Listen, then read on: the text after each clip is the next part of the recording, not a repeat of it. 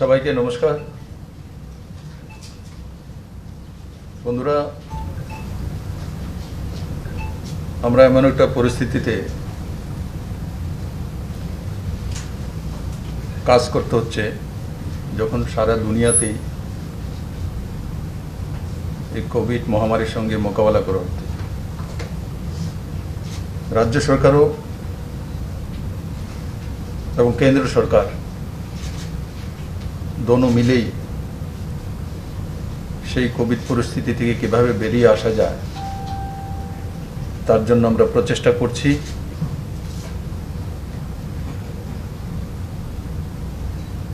আমরা কোভিডে লক্ষ্য করেছি ত্রিপুরা ভ্যাকসিনেশনে একটা বড় ভূমিকা পালন করছে। যদি আমরা বিলো 18 কারণ কি ভ্যাকসিনেশন অ্যাবাভ 18 থেকে চলছে, বিলো 18 হচ্ছে না, তো সেটা যদি ছেড়ে দেই তো ত্রিপুরাতে 29% উপরে ভ্যাকসিনেশন হয়ে গেছে, যেটা কি ভারতবর্ষের মধ্যে সবচাইতে বেশি। আর ওভারঅল যদি করি তাহলে সেটা 26%-এর কাছাকাছি, কিন্তু সেটার মধ্যে তো ওভারঅল টোটাল পপুলেশন আসে।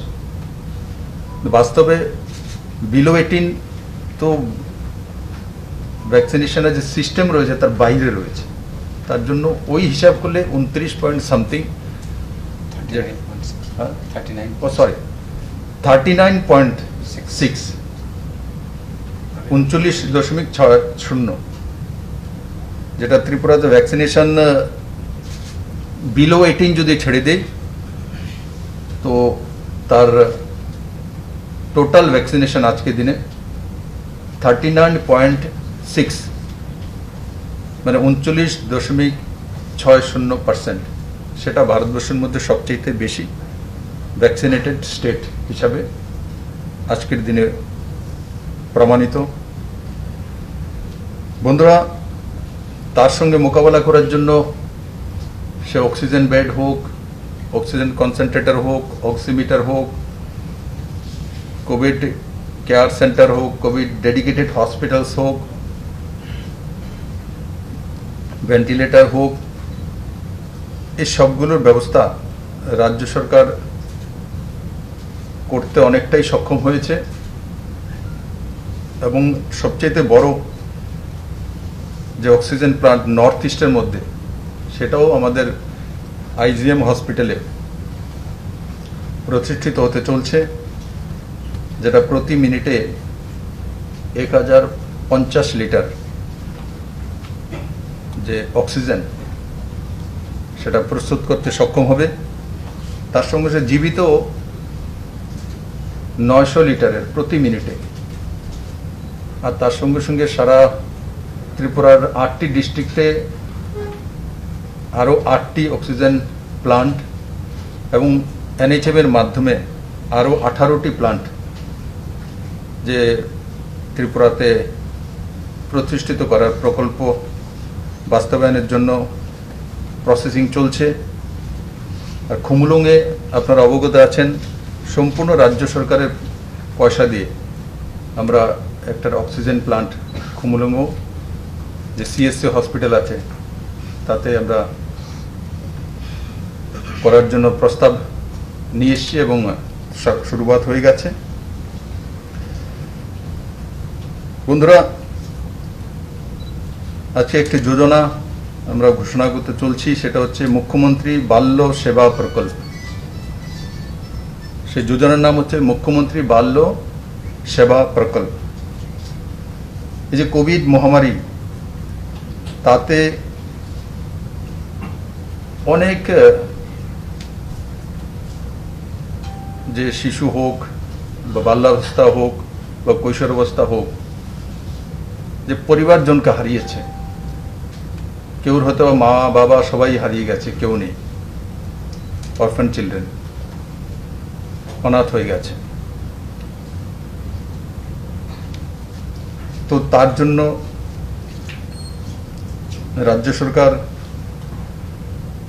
একটা প্রস্তাব নিয়ে এসছে, আর সেই যে যোজনার নাম মুখ্যমন্ত্রী বাল্য সেবা প্রকল্প। আর তাতে যারা হয়তোবা হোমে থাকবে না, আমাদের কাছে যে অরফ্যান চিলড্রেনদের রাখার জন্য হোম আছে, 18 বছর পর্যন্ত আমরা হোমে রাখি, কিন্তু এমনও বাচ্চা বা এমন আমার শিশুরা রয়েছেন, কৈশোরাবস্থায় রয়েছেন, যাদের হয়তোবা তার ঠাকুমা পালতে চায়, তার আত্মীয় স্বজনের মধ্যে কেউ গার্জিয়ান পালতে চায়, আর সেও সেখানে থাকতে চায়। তো তাদের জন্য কোনো স্কিম ছিল না। তো আজকে এই স্কিমের এই যে যোজনা, তার মাধ্যমে যারা কোনো কেয়ারটেকারের কাছে থাকতে চাইবে বা আত্মীয় স্বজন পরিজন, ঠাকুমা হোক, দাদু দিদা, তাদের কাছে থাকতে চাইবে, তো তাদের জন্য রাজ্য সরকার প্রতি মাসে 18 বছর বয়স পর্যন্ত 3,500 টাকা করে মাসিক যে অর্থ প্রদান, তার ব্যবস্থা করবে। তার সঙ্গে সঙ্গে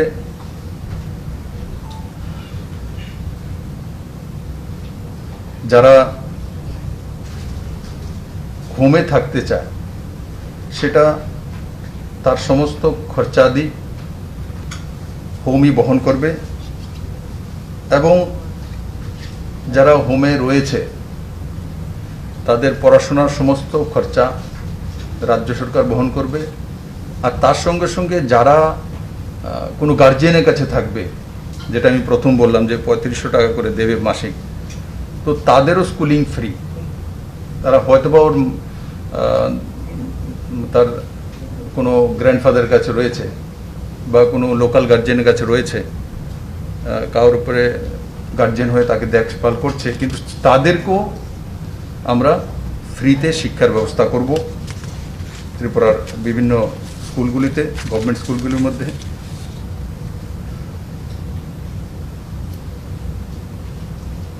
আর যারা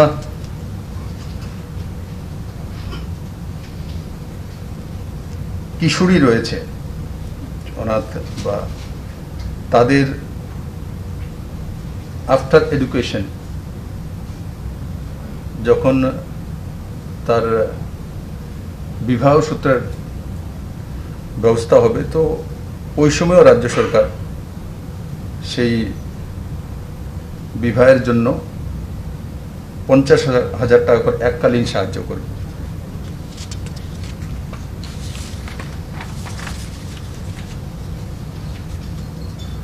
আর তার সঙ্গে সঙ্গে যারা হোমে আছে এবং যারা হয়তো কোনো গার্জিয়ানের কাছে রয়েছে,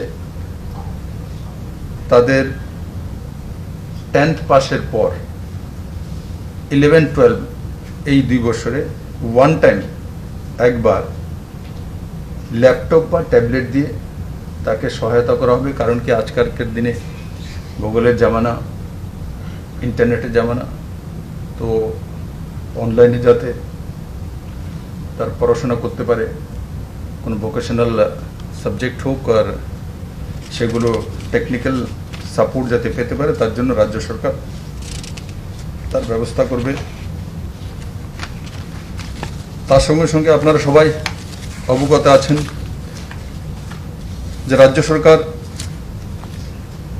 তার আগেই ঘোষণা করেছে যে 579 কোটি টাকা, তার মধ্যে 12 মাধ্যমে 25 কোটি টাকার কাজ, সোশ্যাল পেনশন 2 মাসের একত্রিত করে 72 কোটি টাকা, মনরেগার মাধ্যমে 332 কোটি টাকা, আর 7 লক্ষ পরিবারকে 1000 টাকা করে ট্রান্সফার, সেটা বিপিএল এর অন্তোদয় আর তার সঙ্গে সঙ্গে এপিএল এর মধ্যে যারা নিডি রয়েছেন তাদেরকেও ট্রান্সফার করা হচ্ছে।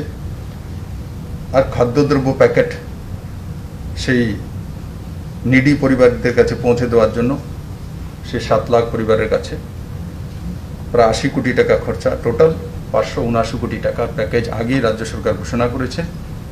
আর আজকে যেটা অতিরিক্ত আপনাদের সামনে তুলে ধরলাম সেটা হচ্ছে মুখ্যমন্ত্রী বাল্য সেবা প্রকল্প।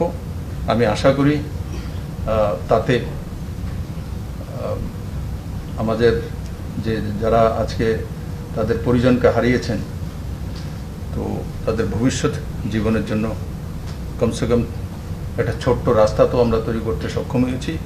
আর পরবর্তীকালে আরও কি করা যেতে পারে, কারণ অনেক সময় আমরা দেখি যে হায়ার এডুকেশনে কোনো জায়গায় যেতে চাইছে, তো স্কলারশিপের ব্যবস্থা আরও কিছু আছে, সেগুলো ধীরে ধীরে রাজ্য সরকার কীভাবে তাদেরকে সাহায্য করা যেতে পারে বিবেচনা করবে। তাছাড়া আপনারা জানেন যে এডুকেশন অনেকগুলো আমাদের স্কিম রয়েছে, লক্ষ্য স্কিম রয়েছে, সুপার 30 রয়েছে, এগুলোর মধ্যে আপনি সেই ছেলেমেয়েরা যেতে পারে, তার জন্য কোনো এটা অতিরিক্ত করা হয়েছে।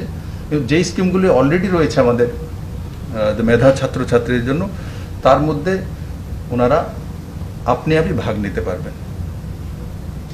আমি আপনাদের মাধ্যমে এই স্কিমটা যাতে সবার কাছে পৌঁছে যায়, সবাই যাতে তার সহায়তা নিতে পারে, সেটাই আমার কাম্য। আর আমি উপরওয়ালার কাছে, মা ত্রিপুরেশ্বরী মার কাছে এটাই প্রার্থনা করব, যাতে কোনো ছেলে মেয়ে আমার রাজ্যের মধ্যে অনাথ না হতে হয়, আর কোভিড মহামারীর কারণে যাতে মৃত্যু কাউর না ঘটে, এটাই আমার উপরওয়ালার কাছে প্রার্থনা। আর বাকি হেলথ ডিপার্টমেন্ট আপনারা সবাই অবগত আছেন, আমার সাংবাদিক বন্ধুরা দিনরাত চেষ্টা করে যাচ্ছে, ডাক্তাররা, নার্সরা, তার সঙ্গে রিলেটেড যারা সাফাই কর্মী রয়েছেন, অ্যাডমিনিস্ট্রেশন।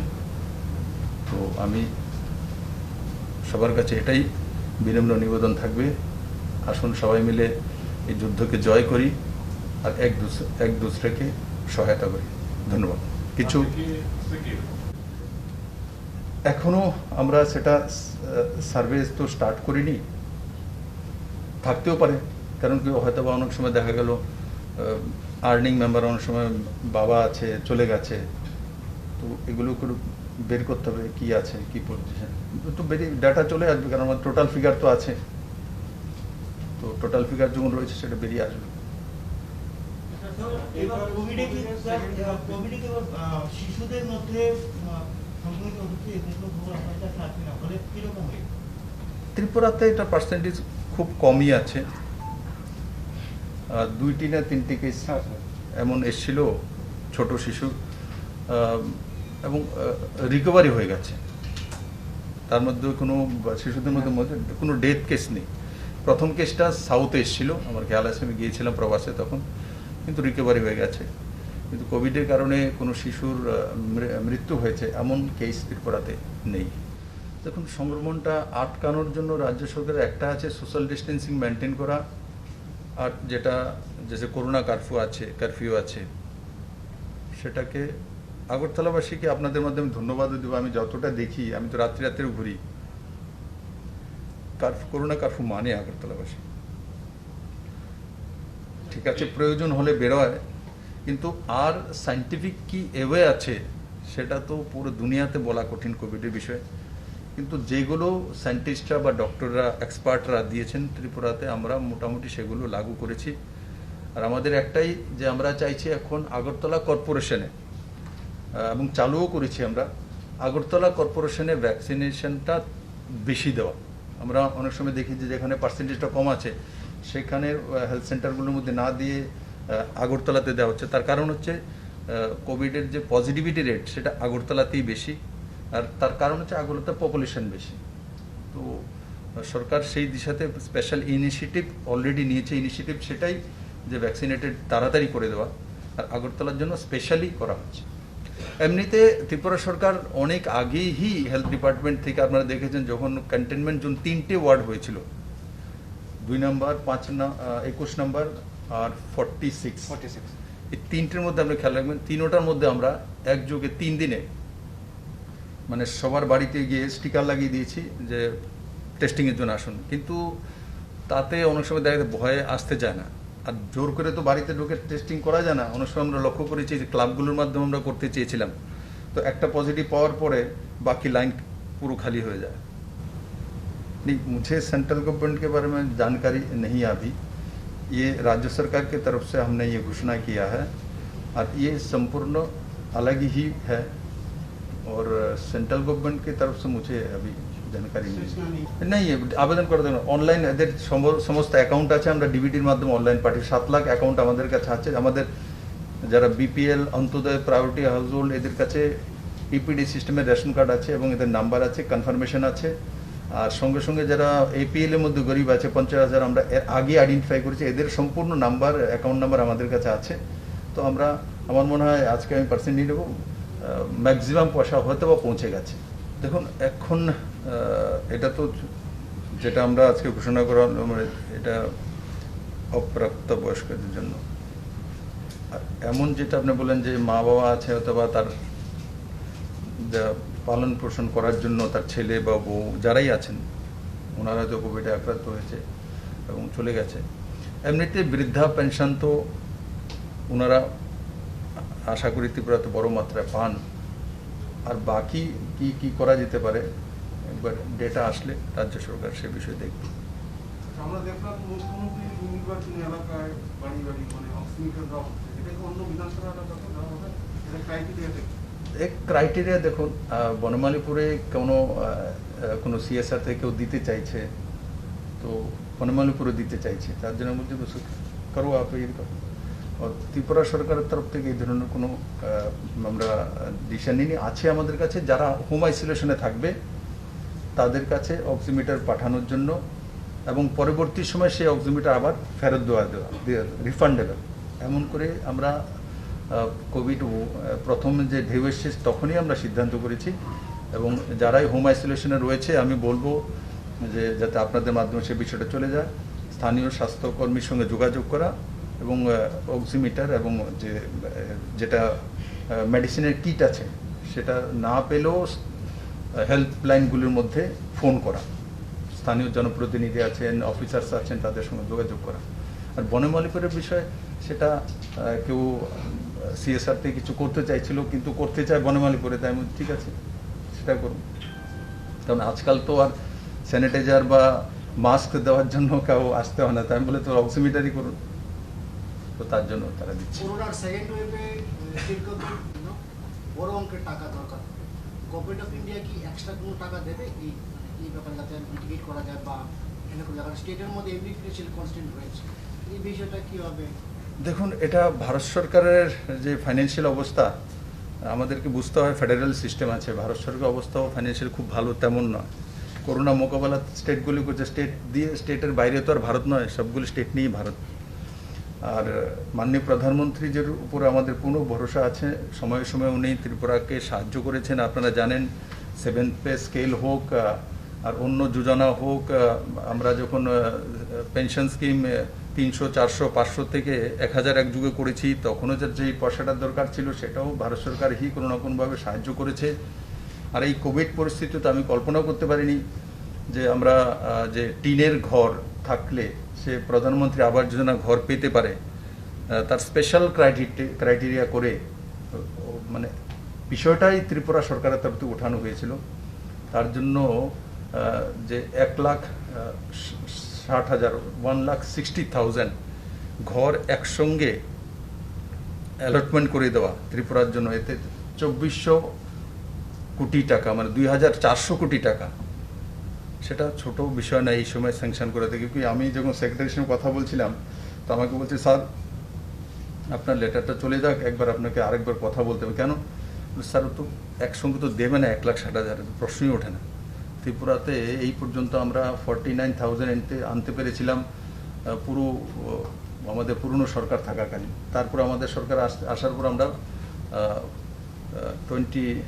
50,000 আনতে পেরেছিলাম 3 বছরে তো এটা একসঙ্গে 1,60,000 এটা বড় ব্যাপার তার জন্য মাননীয় প্রধানমন্ত্রী এবং নরেন্দ্র সিং তোমরজিকে আমি ত্রিপুরাবাসীর তরফ থেকে ধন্যবাদ জানাই যে এটা একটা এই সময়ে এত বড় স্যাংশন করে দেওয়া সেটা কিন্তু ভারত সরকারের বাজেট থেকেই আসা আর আমরা দেখেছি কোভিডের সময় বিভিন্ন দপ্তরের মধ্যে কাট করা হয়েছে শুধু মনরেগার পেমেন্ট কাট করা হয়নি অনেক জায়গাতে কারণ কি হেলথের মধ্যে আমরা দেখেছেন এবার বাজেটও পেশ করা হয়েছে তো ম্যাক্সিমাম পয়সা হেলথেই লাগানো হয়েছে আমরাও দেখেছি আমাদের ত্রিপুরাতেও হেলথ ইনফ্রাস্ট্রাকচার অনেক ডেভেলপড হয়েছে একসময় আমাদের ডেডিকেটেড কোভিড হসপিটাল একটি ছিল আজকের দিনে 2টি আছে একসময় ভেন্টিলেটর একটি ছিল, আজকের দিনে 126টি আছে। একসময় আমাদের কাছে অক্সিজেন প্ল্যান্ট নামকেও আসতে ছোটো মোটো একটা ছিল, আর আইএলএসের কাছে একটা ছিল, আর বাকি প্রাইভেট 3টে ছিল। আর আজকের দিনে কতগুলি অক্সিজেন প্লান্ট তৈরি হচ্ছে। একসময় অক্সিজেন সিলিন্ডার সীমিত 300-350 ছিল, আজকে 4000-4500 অক্সিজেন সিলিন্ডার আমাদের কাছে রয়েছে। তো অক্সিমিটার আমাদের কাছে তার আগের সময় মানে নামকো আছে সামান্য ছিল, কিন্তু আজকের দিনে বড় মাত্রায় অক্সিমিটার ত্রিপুরাতে রয়েছে। অক্সিজেন ব্যাড বড় মাত্রায় ত্রিপুরার কাছে রয়েছে। তো এগুলো যে কেন্দ্র সরকার যে সিদ্ধান্ত করেছে তার কারণেই এই ডেভেলপমেন্টগুলো হয়েছে। আর এগুলো কেন্দ্র সরকারের স্কিম থেকে আসে, এনএচএম এর মাধ্যমেই ম্যাক্সিমাম এসছে, এনএচএম এর মাধ্যমে এসছে। তো এনএচএম ডাইরেক্ট এনএচএম এর পয়সা কেন্দ্র সরকারই দিয়ে থাকে। স্যার, আপনি বললেন এতগুলো মেজার্স নেওয়া হয়েছে এবং হেলথ ইনফ্রাস্ট্রাকচার, বাট দেখা গেছে গতকালকে আমাদের রাজ্যে রেকর্ড সিঙ্গেল ডে ডেথ হয়েছে। তো রিজনটা কি ছিল বা কিরকম স্বাস্থ্য পরিষেবা দেওয়া হচ্ছে? দেখুন, দেখেছি আমরা, তার মধ্যে 7টা জিবিতে আইএলএসএ আছে 3টি না 4টি, আর আইএলএসএ 3টি, আর একটি আরজিএম মানে কৈলাসহরের দিকে হয়েছে কুমারঘাটে, আর একটা বাড়িতে হোমে হয়েছে, আর এই হচ্ছে 13টি আছে। তো তার মধ্যে কম এজের একটা 38 আইএলএস হসপিটালে, আর আরেকটা আছে 32 বাকি সবারই ওভার এজ ছিল, কারোর 80, কারোর 72, 68। কিন্তু তবু এজ হবে বলে সে চলে যাবে এটা তো আর মানা যায় না। এই দেশে 90 বছর 100 বছরের লোক ত্রিপুরাতেই আছে আমার সঙ্গে দেখা করে 100 বছরের। আমি আমাদের হেলথ ব্যবস্থা ডাক্তারদের উপর পুরো ভরসা আছে, এরা চেষ্টা করছেন। তো সেটা শুধু ত্রিপুরাতে একলা হচ্ছে তেমন নয়, কারণ এভারেজ যদি আমি ত্রিপুরাতে দেখি যে ফার্টিলিটি যে রেট আছে আমাদের, সেটা 1%-এর কাছাকাছি রয়েছে। তো ওই হিসাবে দেখলে ন্যাশনাল লেভেলের থেকে অনেক নিচে আছে। কিন্তু আমাদের স্টেটে এই ধরনের একসঙ্গে 13 জনের ডেথ হয় না বলে আমাদের সামনে এটা একটা বড় ফিগার মনে হচ্ছে। কিন্তু আমি এটাই মানে উপরওয়ালার কাছে, ডাক্তারদের কাছে অনুরোধ করব বা উপরওয়ালার কাছে প্রার্থনা করব যাতে কারোরই কোভিডের জন্য মৃত্যু না হয়। এবং এই ফিগার দেখার পরে সকাল থেকে আমি কয়েকবার এক্সারসাইজ করেছি, মেডিকেল সুপারিনটেন্ডেন্ট বা কোভিডকে ডেডিকেটেড যে জয়ন্তী ব্লকের হেড অফ দ্য ডিপার্টমেন্টে আছে, ওনার সঙ্গে কথা হয়েছে, সেটাকে কিভাবে আরও রোকা যায়, কেন হয়েছে, সেগুলোর রাজ্য সরকার স্ক্রুটিনি করছে। তো আমি এটাই বলবো যে ডাক্তারদের উপরে তো বিশ্বাস রাখতে হবে, আমাদের যে ব্যবস্থা আছে তার উপরে বিশ্বাস রাখা উচিত। স্যার, মুখ্যমন্ত্রী বাল্য সভা প্রকল্প যারা পাবে বয়সটা কত থেকে কত তারা কি 18 বছর পর্যন্ত 1 to 18। এমনি তো হোমে এখনো তো রয়েছে 18 বছর পর্যন্ত থাকে, কিন্তু এটার মধ্যে আরেকটা ফ্যাসিলিটি হয়ে গেল যে না, কেয়ারটেকারের কাছে থাকলে, আত্মীয় স্বজন পরিজনের কাছে থাকলেও সে 3500 টাকা পার মান্থ পাবে। আর প্লাস যে এডুকেশন যেটা আছে, হোমে থাকলে তো ফ্রি হয়, এটা এখন বাড়িতে থেকেও কারোর কাছে থাকলে সেটাও ফ্রি পাবে। আর বিবাহের সময় যেটা 50,000 টাকা করে কিশোরীদের ক্ষেত্রে, সেটা রাজ্য সরকার বহন করবে। স্যার, লাস্ট কোয়েশ্চেন, দেখা গেছে বিভিন্ন রাজ্যে এরকম সিচুয়েশন এসছে আইসিইউ বেড পাওয়া যেত না। আমাদের রাজ্য সরকার কি এরকম কোনো ইনিশিয়েটিভ নিচ্ছে যে যারা অ্যাটলিস্ট ফ্রন্ট লাইন ওয়ার্কার যারা আছে তাদের জন্য একটা number of specific ICU bed বা ভেন্টিলেশন রিজার্ভ রাখা হবে? দেখুন, আইসিইউ বেড আমাদের কাছে রিজার্ভ তো এমনিতে রিজার্ভ আছে, যে আমার কাছে এমন কোনো পরিস্থিতি এখনো আসেনি যে আমরা যদি দেখি যে 80%, 90% হয়ে গেছে, এমন হয়নি। তখন আমরা দেখব যে না ভাই, যারা প্রথম সারির যোদ্ধা হিসেবে কাজ করছেন তাদের জন্য রিজার্ভ থাকুক। কিন্তু এখনো এমন জায়গাতে যায়নি যে রিজার্ভ রাখার মতো পরিস্থিতি এসছে।